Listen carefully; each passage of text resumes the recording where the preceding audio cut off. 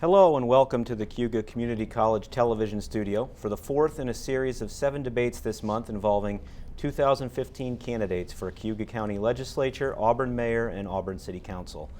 I'm Jeremy Boyer, editor of the Citizen newspaper and auburnpub.com, and I'm serving as the moderator for these forums.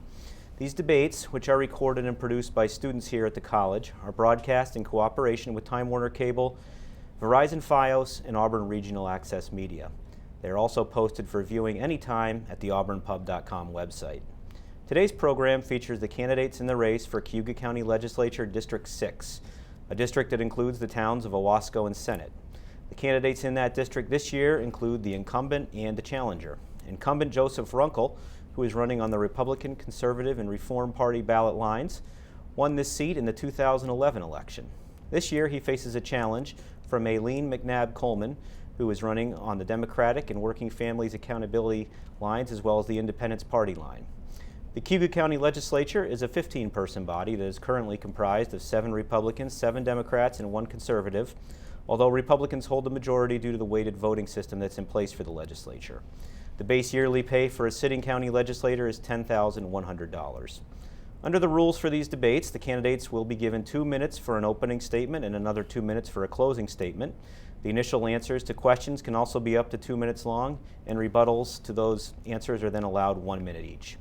The candidates earlier today took part in a coin toss to determine the order in which they'll give their statements, and as a result, we'll start tonight's program with Ms. McNabb Coleman. Ms. McNabb Coleman, welcome, and you have 2 minutes for your opening statement. Thank you to Jeremy Boyer, the citizen in Cayuga Community College, and the voters watching today. My name is Aileen McNabb Coleman. I was born and raised in Cayuga County in the city of Auburn. I'm a teacher, wife, and mother. My husband is Mark Coleman. He was born and raised in Owasco. Mark is an author and owns his own business management consulting firm. We have 2 sons, Owen, age 7, and Neil, age 5. Both are enrolled at Owasco Elementary School. After my first year of teaching at East Middle School, I taught in the Albany area for 3 years and the Rochester area for 8 while pursuing my master's degree.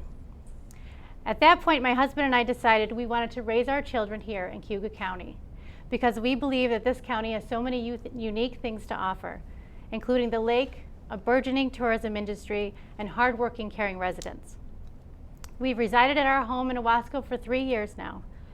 I'm one of 3 women founders of the Owasco Farmers Market. I volunteered and substitute taught in the district, and I'm a government relations committee for the National Multiple Sclerosis Society. I'm on the board of the Literacy Volunteers of America, and I'm a new member of AULA. Upon returning and getting involved with my community, I noticed a few things happening. My children were unable to enjoy the lake and the park as I did as a kid. Local infrastructure has been deteriorating, and there's no long-term plan in place to fix it, and the structural deficit is being solidified at the county level. When I look to my local government for solutions to these problems, I see no one who's accessible, and I see no one with who I can identify with. So I've decided to change that. My goal is to bring transparency and fiscal discipline and long-term planning to this county so we can improve our infrastructure and protect our most valuable asset, Owasco Lake. All right, thank you. And Mr. Runkle, you now have 2 minutes for your opening statement. Thank you, Jeremy. I'd like to also thank Cayuga Community College, the Citizen, for all the support and for providing us this opportunity to get together. As been stated, I'm Joe Runkle. I'm the current legislator for District 6.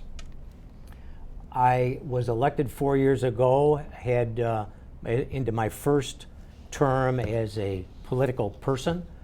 Prior to that, I spent 30 years in the manufacturing world here in Auburn, working for the Owens Brockway glass container plant also out in Senate out on North Street. I'm married to my wife Judy. We have 2 children, Jennifer and James. Both were educated here in Cayuga County at Auburn High School. Jennifer has gone on to have her own business, Runkle Consulting, down in Alexandria, Virginia. And James is involved with a web marketing firm they started, Drummond Street Strategies, working primarily with universities and colleges in the state of New Jersey. I bring and have brought to the county legislature a wealth of knowledge of experience, primarily in the manufacturing world, as I had stated before, but the business functions, the budgeting world, human relations world, customer service world. I also have served our community over the past 40 years, starting in the Boy Scouts, so on the Red Cross Board of Directors, the YMCA Board of Directors. I was in the first graduating class of Leadership Cayuga in Cayuga County. I'm currently on Auburn Community Hospitals Board and Cayuga Community Colleges Board. That speaks to my service. Accountability is another trademark of mine. I'm on the Cayuga County Industrial Development Authority, which speaks to developing future industries in our town. Thank you. All right, Mr. Runkle, appreciate both of you coming out today, and we'll get going with some questions. I'm going to start out with the first one, and we'll pretty much alternate with these questions as far as who answers them first, but you're both welcome, obviously, to answer them. So I'm going to start with a question for Mr. Runkle to answer first, and it has to do with an issue in the town of Senate that's been coming up in the last couple of months. The Cayuga County government is responsible, has a mandate to house sex offenders who are homeless, and for a couple of years now, the main place that the county has gone for that is a hotel on Route 34. In recent months, some residents in that area have raised more concerns. Unity House came forward with a proposal of their own to buy a house out there, which created a new awareness of that issue. Correct. My question for you is two parts, really. Why has the county taken this long to find alternative housing to the hotel property out there? And secondly, what is the plan going forward? Thank you. I've probably a year ago or so, it was brought to my attention through the town of Senate about the sex offenders in the local motel out there. And at that time, I started a committee through the county to develop ways to house these particular individuals. It has taken a long time, and it's still being worked on. These people fall under what's called the safety net program, and the county is mandated to house certain people and try to help them find their way in life and succeed in life. There is currently no pat answer for the specific sex offender issue that's been going on in Senate. We are continuing to work on it, and I can only say it has taken a long time, and we don't feel in Senate that we should have to house all these type people. Okay, Ms. McNabb-Coleman, any thoughts on this particular subject of the county's role in housing sex offenders in your district? I agree. Obviously, Joe had given the answer about it is a mandate. I do believe, however, public safety does come first. I do think we need to be very careful about where we're housing these individuals because, as a parent of 2 young children, I would be concerned about that. So I would have to delve deeper into this and see what areas are available. I know there's a mile radius that people can be housed from schools and from other areas. So I do have to delve deeper into this, but I do believe public safety does come first. Mr. Uncle, you wanted to add something? Just to add, there currently is a facility, a house or apartment house that's been identified, but the final arrangements have not been made yet. So, which is not in the town of Senate, but it's in an area where you're not within a school, not within a playground, not within a church radius type thing. So there is still work being done. Is the county prepared to announce where that is at this point? They are not. Okay. Anything else on that issue? Okay. Well, we'll stick in the district for a couple questions anyway. Obviously, a big part of a legislator's job is to be a liaison between the towns they represent and the county government. So I'm going to ask you both about the elections that are going on in the 2 towns, because there have been some spirited campaigns out there this year. Start with Ms. McNabb-Coleman. In the town of Senate, is there a particular slate of candidates that you hope to be working with if you are fortunate enough to be elected. You got Mr. Tanner, Gagliardi, and White kind of running on one ticket, and Mr. Eads, Ms. Cool, and Mr. Adams on the other ticket out in Senate. Obviously, a lot of issues going on there. Is there one group there that you particularly identify with right now? Well, I have had the experience of getting to know Mr. Adams. I've been attending Senate Town Board meetings, and he has been there also. So I've had that opportunity to have discussions with him. I really like him. I think that he is going to serve the town well as a supervisor. So in that respect. Otherwise, I have not really delved too deep into their issues. I've been really focused on my own campaign too. Gotcha. And Mr. Runkle, any thoughts on those Honestly, the Senate races? Honestly, what I've learned, and I hadn't known this part of maybe 6 or 8 years ago when I started to become involved in Senate town politics. I was on the zoning board for several years, but what I've learned is no matter who wins, if it would be Mr. Tanner or Mr. Adams as far as supervisor, they are one person. There's 4 other people on the town board. So it ends up to be a group of 5 that I have to work with and explain issues in the county so that they understand where the county's coming from and where Senate is coming from. So I have no strong preference either way, knowing that no matter who wins, I've got to work with them and do the best job. Gotcha. And I'll ask the same question about the town of Owasco. It might be a similar answer, but I'll put it out there. In that town, you have a town board race that's got some challengers, Mr. Wilson and Mr. Festa versus Mr. Nall and Ms. Melendez. So I'll start with you, Mr. Runkle, on that particular race and those individuals. The only individual I'm really familiar with is Rich Nall, who I've known for many years through the Boy Scout connection. But Rich, I know, does an outstanding job. He's dedicated to the town, to anything he gets into, and I would fully support him. The other gentleman and Ms. Melendez, I'm not that familiar with. Okay, and Ms. McNabb-Coleman on I am familiar with Yes. all 4 candidates, and as Joe had pointed out, I would work with anyone. I can work with anyone, and I am familiar with each of them. Obviously, Mr. Festa and Mr. Wilson I've worked more closely with, but I am open to working with any party for the betterment of the county. All right, and one more question, which is more open-ended for both of you, and that is in the district itself. Coming from a county perspective, what do you view as some of the key issues that the constituents there are most concerned about with respect to county government? And we'll start with Ms. McNabb-Coleman on that one. Unique to my district, as I've been going door to door, there's a few things that stand out. The residents do not know who the representative currently is. I believe I have a personal problem with that, and I believe accessibility is going to be as sort of naturally become defined as I go forward. The other thing is obviously Owasco Lake. We're in a time of crisis with Owasco Lake, and this is a huge part of on the minds of the people in my district. Also, the last issue is long-term capital planning. The residents of Senate and Owasco, they want to know what's happening. What are we planning on? And we've had a lot of water main breaks, and we've seen a lot of roads deteriorate, and they want to know what's in place to fix it. Okay, and Mr. Runkle on specific district issues.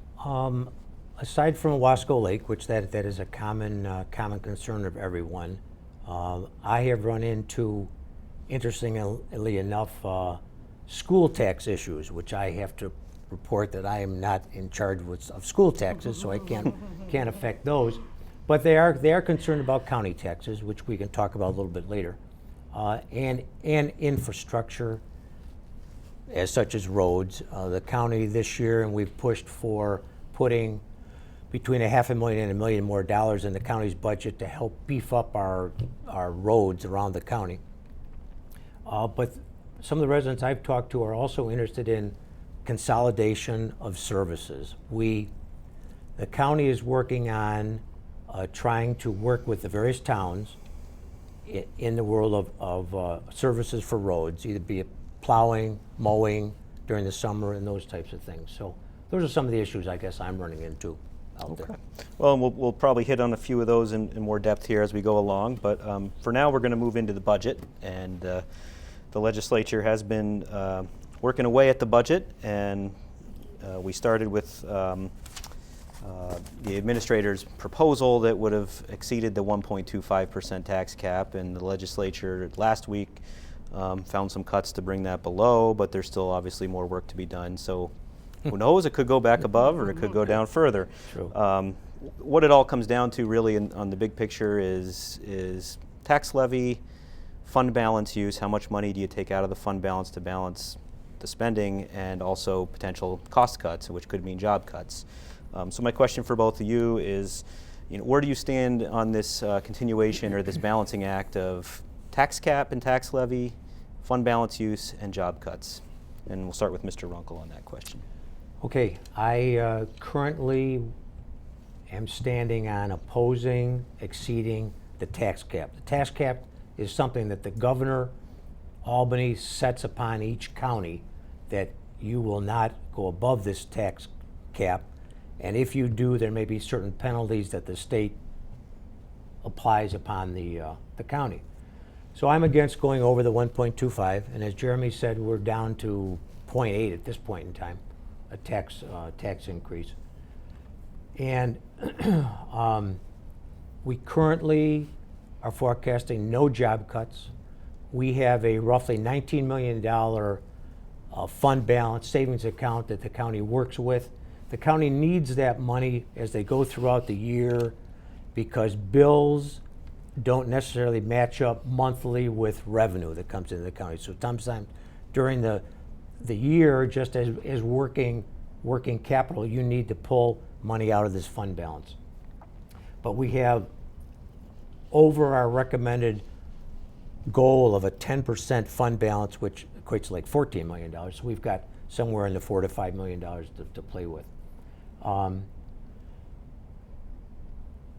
Some of the things I'm going to propose is that we review our budget quarterly.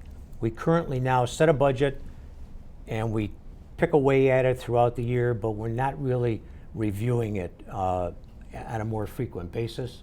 We need to also establish perhaps some other individuals that come in to the legislature and participate and get involved with the budget, besides just the 15 legislators and the administrator and the department heads.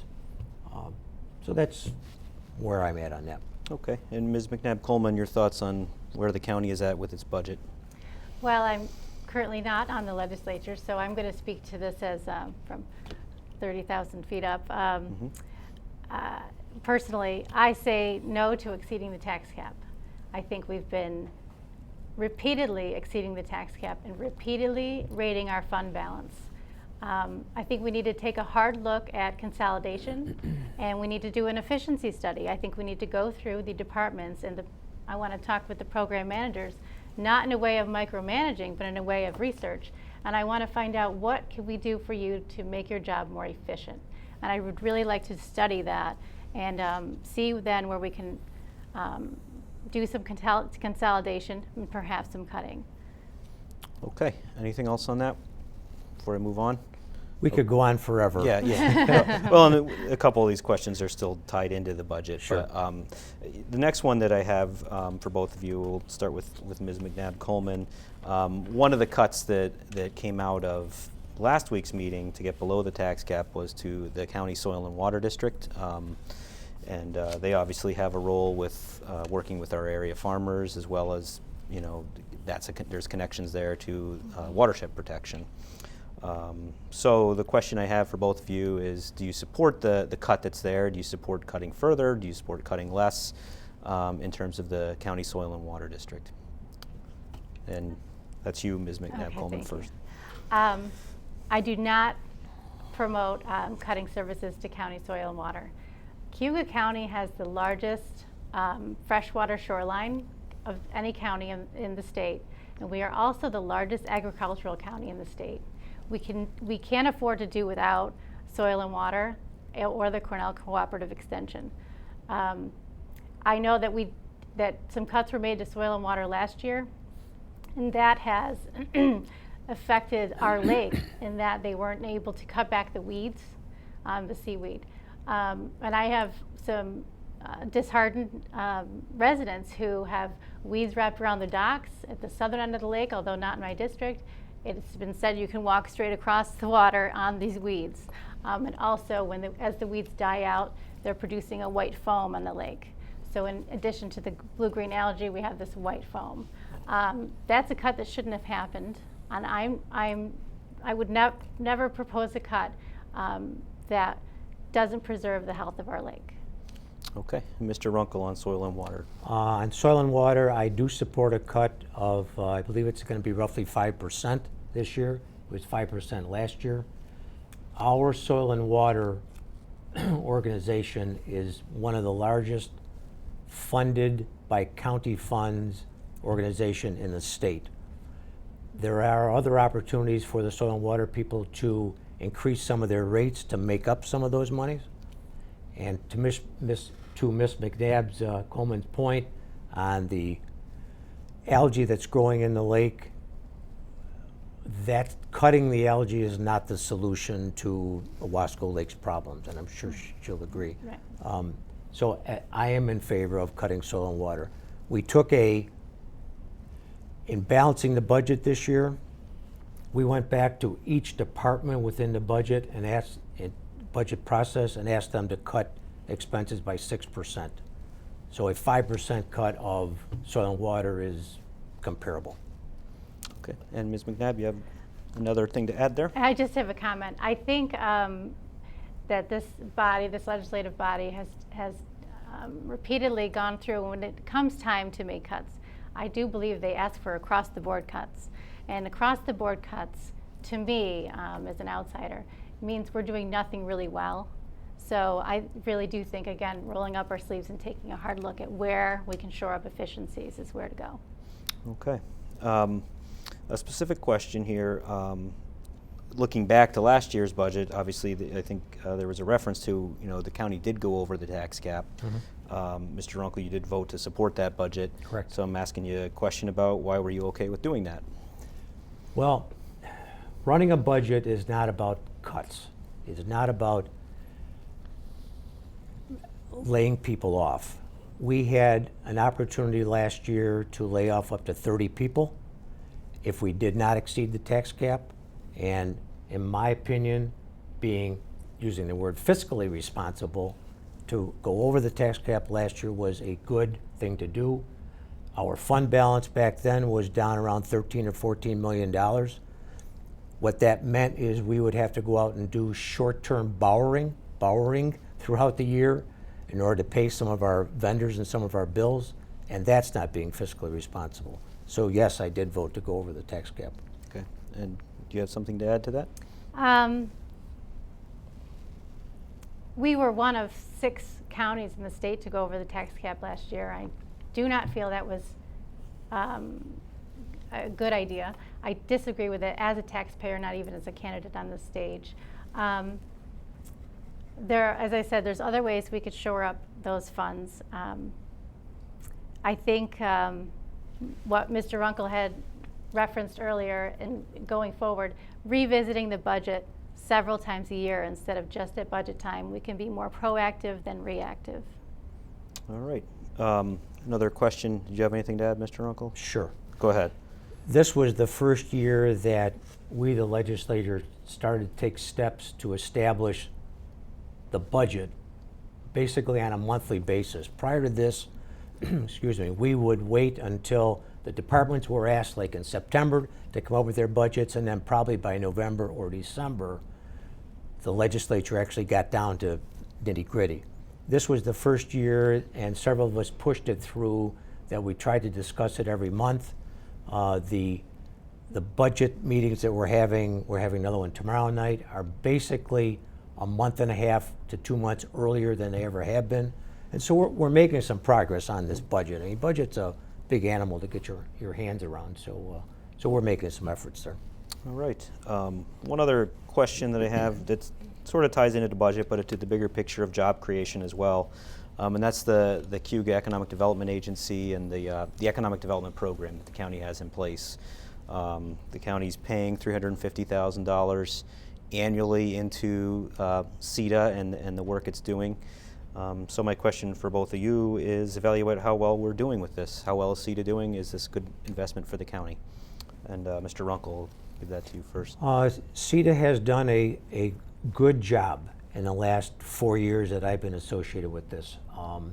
We have brought in Cayuga milk ingredients a year or two ago. We currently are bringing in a company called Grober Industries, which works off the byproducts from Cayuga milk ingredients.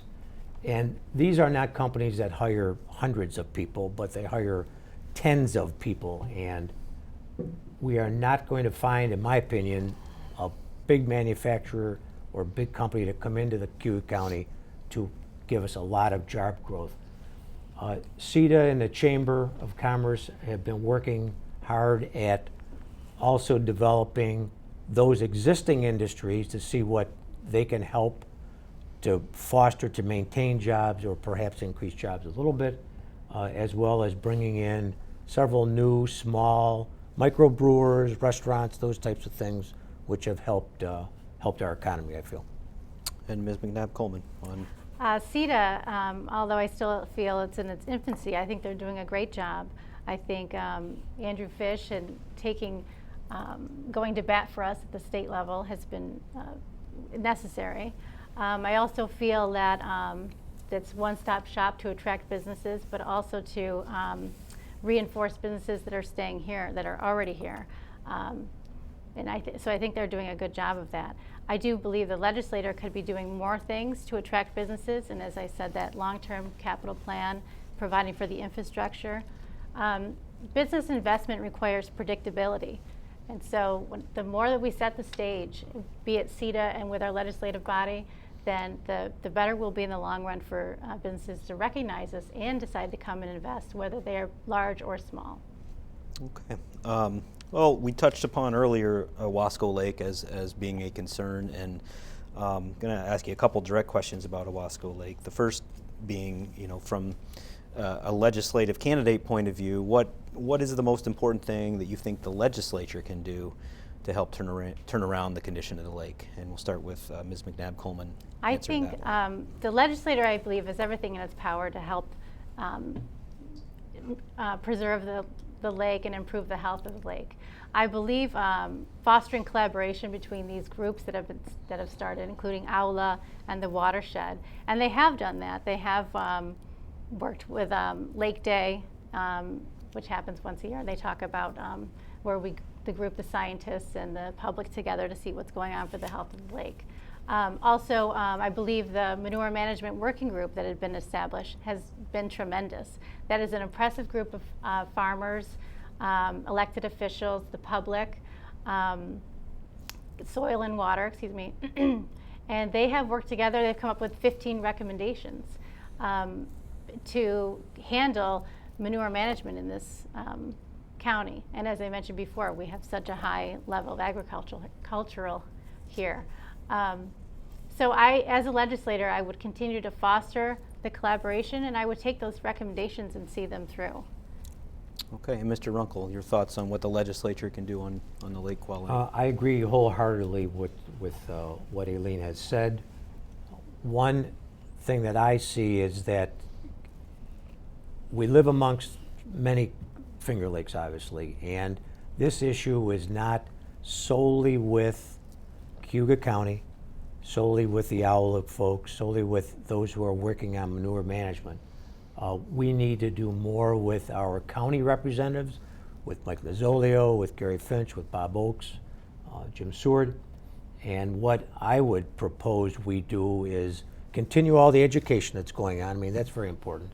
But also promote some type of a group of individuals to go to Albany, because we are going to need state funds.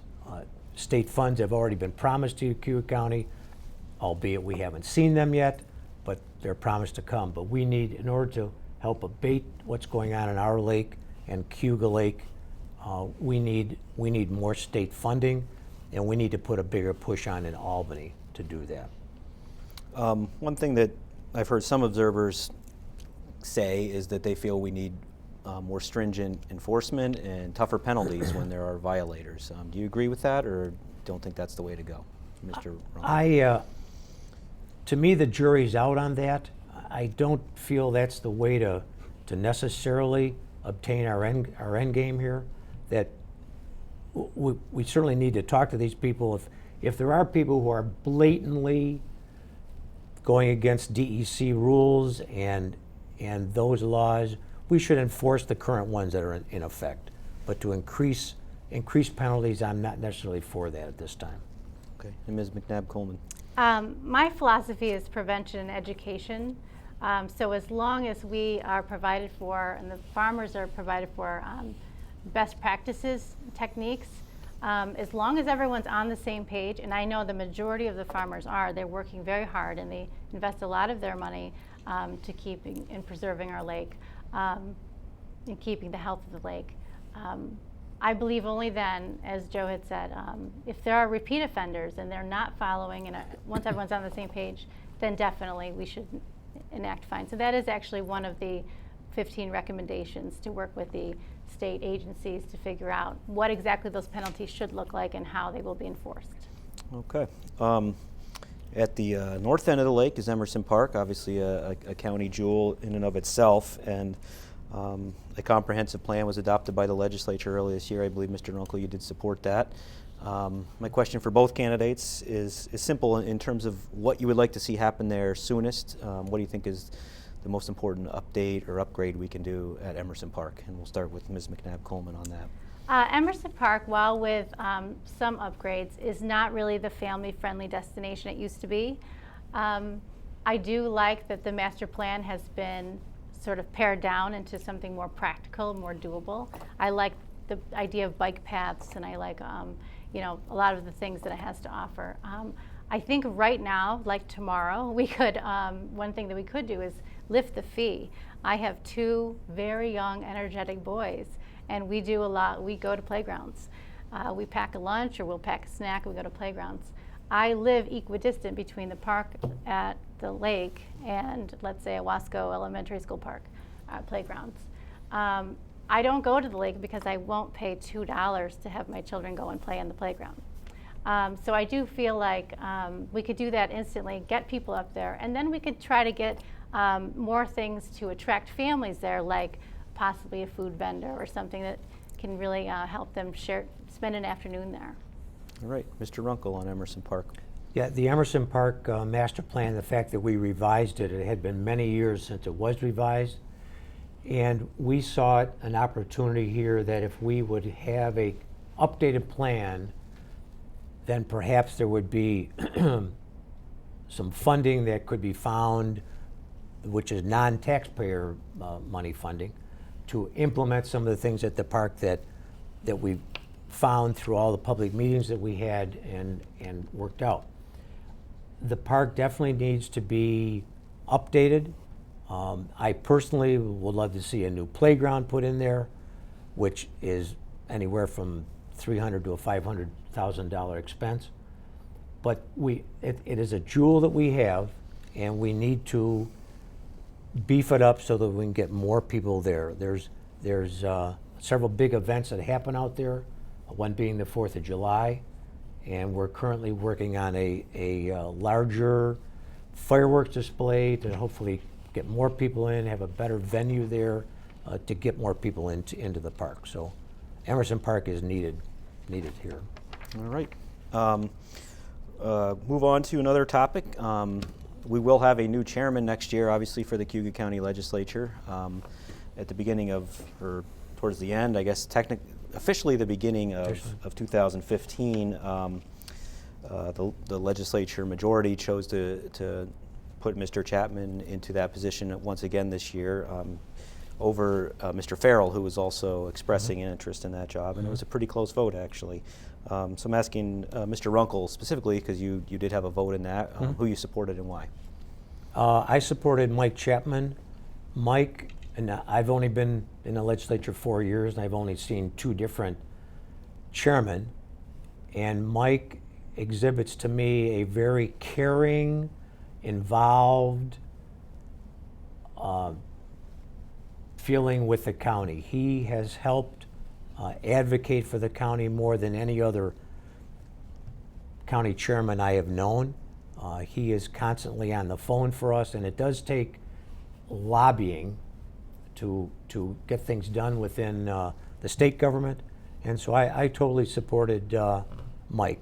Mark is a very sharp guy.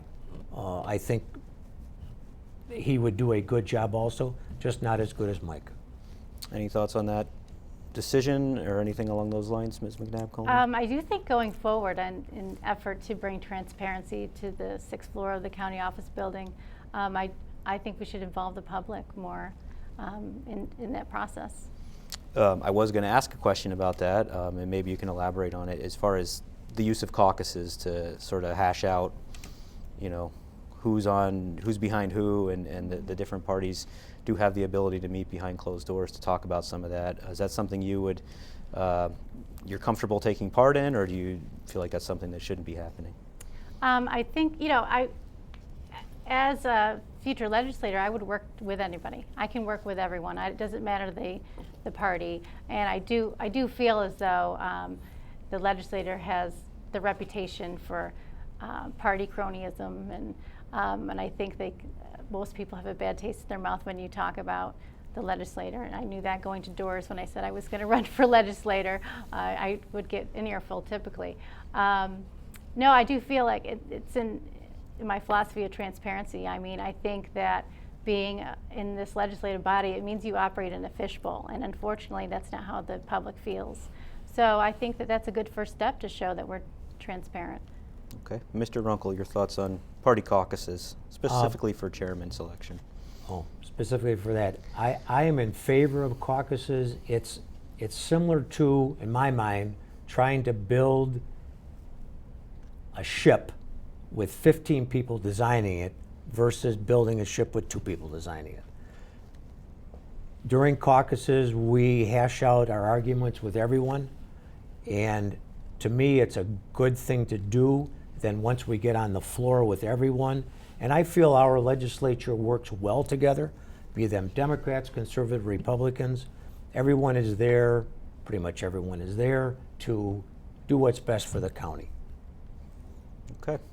Another question I have is about weighted voting, and you probably know that your district, I believe, has the most weighted votes. So I don't know how you be careful how you answer this one. But there has been some calls among some within the legislature that we should take a look when the opportunity comes to revise those lines, those district lines, so that we get closer to one person, one vote, as opposed to a system where the District 6 representative has significantly more voting power, essentially, than someone, say, from the Auburn, one of the Auburn districts.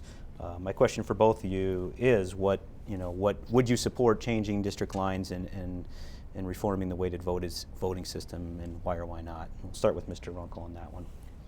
I would be in favor of changing the voting system and redrawing lines. It's a difficult process to do, but I think more importantly, what I've seen this year is people not showing up to meetings, and when the vote is taken, those people who are not there, it automatically counts as a no vote. And so there are many instances when the waiting has probably nothing to do with it versus people actually being at a meeting and voting. And I have an issue with people not coming to meetings, having studied the issues, having decided how they want to vote, and vote. There is too much that goes on during the meeting that you can't come prepared to vote on particular resolutions or tax issues or whatever it is. So. Okay, and Ms. McNabb-Coleman on weighted voting. I do believe weighted voting is worth revisiting. However, the number of legislators, I think it could be reduced slightly, but I do know in my district, to be in charge of 2 towns with 2 differing needs, that's quite a responsibility, and I wouldn't want to see that grow. I think that's quite a big area to see over. All right. Well, I have a few more questions, but I'm told I only have about time for one. So Well, I'll ask you, I think you both have mentioned at one time or another tonight the idea of the topic of consolidation. And we've seen a few different proposals this year at the county level with the city on a motor pool project, a public safety project potentially, and Public Works has also been tossed around. My question is, do you support any or all of those three initiatives, and are there any other potential opportunities for consolidation you'd like to see move forward? We'll start with Ms. McNabb-Coleman on that. Yes, I do support consolidation. I think the idea that we are consolidating the motor pool, Public Works, looking into public safety. I do believe Suzanne Sinclair can work well with Doug Selby with the city, and I think that that could be very favorable. And as I mentioned before, this is where we can shore up some money by consolidating. I think there are some other places we can do. Civil services one, planning, water and sewer. Those are other areas we can shore up some capital. So we don't have to raid the fund balance, and we don't have to exceed our tax cap. I think that's the key to moving forward. All right, and Mr. Runkle. I agree. We need to push consolidation. One of the things that I've found, and it's much akin to building a ship with 15 people, it doesn't work when we, the county legislature, gets together with the city council, and all of us try to dream up ideas. What is going to work is when 3 or 4 or 5 people, representatives from whatever groups, be it a town in the county, get together and brainstorm and come up with some of these ideas. There are several areas which we can continue to look at jointly between the city and the county. One is the world of purchasing and the world of accounts payable, office services, perhaps law enforcement. We look at the city and the county sheriff's forces be better intermingled, so a sheriff is not driving from Cato down to Moravia when an officer on the south side of Auburn could run down to Moravia and take care of it. We can save some costs there. So there are several areas that we need to look at. Okay, well, appreciate it. That's all the time we have for questions tonight, but we do have a little time for your closing statements. You each have 2 minutes, as we discussed earlier, and we'll start the closing statements with Mr. Runkle. Thank you. Thank you again for hosting us tonight. And what I'd like to say is I believe that my experience prior to getting on the legislature 4 years ago, as you know, was my first time I was elected. But my experience then has helped me greatly, particularly in the world of budgeting and finances. I took part in hiring our county administrator, our county human resource manager, our new Cayuga Community College president, and our new college vice president of administration.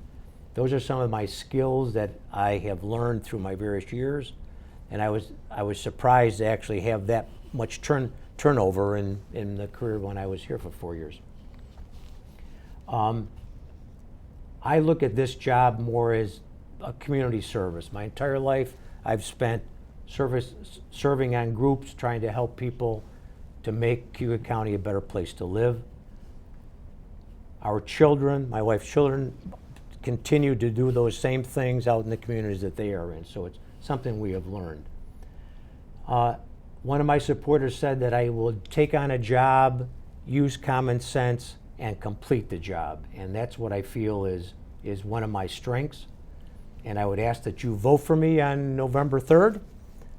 If you have any questions or any interest, you can go to a website, electjoerunkle.com, and read about me a little bit. And thank you very much. Okay, Mr. Runkle, thank you. And Ms. McNabb-Coleman, you have 2 minutes for your closing statement. Thank you. In closing, I would like to thank Jeremy Boyer, the citizen, CCC, and the voters for watching today. Throughout this forum, I believe I've made clear that fiscal discipline, long-term capital planning, and protecting and preserving Wasco Lake are my priorities. I do not believe these priorities are being adequately addressed by the current legislature. Putting all of that aside, I would like to share why I'm the best choice for leadership in this district, and it's rooted in my personal story.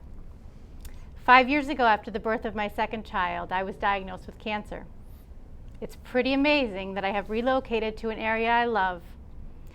I've had this wonderful opportunity to meet so many neighbors and new friends in this district. And it's amazing that I'm sitting here today in this forum. Strong and healthy, I might add. Two things happened when I was faced with a tough diagnosis. My priorities instantly shifted to what is really important, and my time here on earth became very valuable. I felt like I couldn't long-term plan for my life, but I was desperate to provide for my children's future. I've come out of my situation stronger than ever, but those themes, understanding what is important and the value of time, are forever present in my life and drive each and every one of my actions. Owasco and Senate voters, this is a pivotal year. You are my priority. Your future and the future of my children depend on this county's well-being. I promise I will use my time wisely to turn this county around by rolling up my sleeves, doing what is right, and setting this county on a path of financial stability. I'm asking for your support and your vote on November 3rd, 2 weeks from today.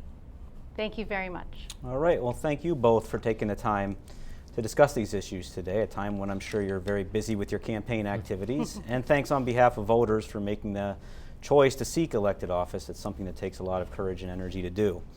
And thanks for watching with us at home. These debates are replayed on Time Warner and Verizon, and you can get information on those replay times in the Citizen. If you're watching this debate on Tuesday night on Time Warner Cable, I can tell you the debate that was held here last Thursday for County Legislature District 8 between Hans-Peter Petcher and Joe DeForest will be coming up next. And as I noted earlier, we also have all of the debates posted to auburnpub.com for viewing at any time. And we're now down to 3 more forums coming up between now and Election Day. The 5th and final forum involving county legislature races. This one, an Auburn race, District 14, between Mike Didio and Dominic Basile, will be held on Thursday, October 22nd.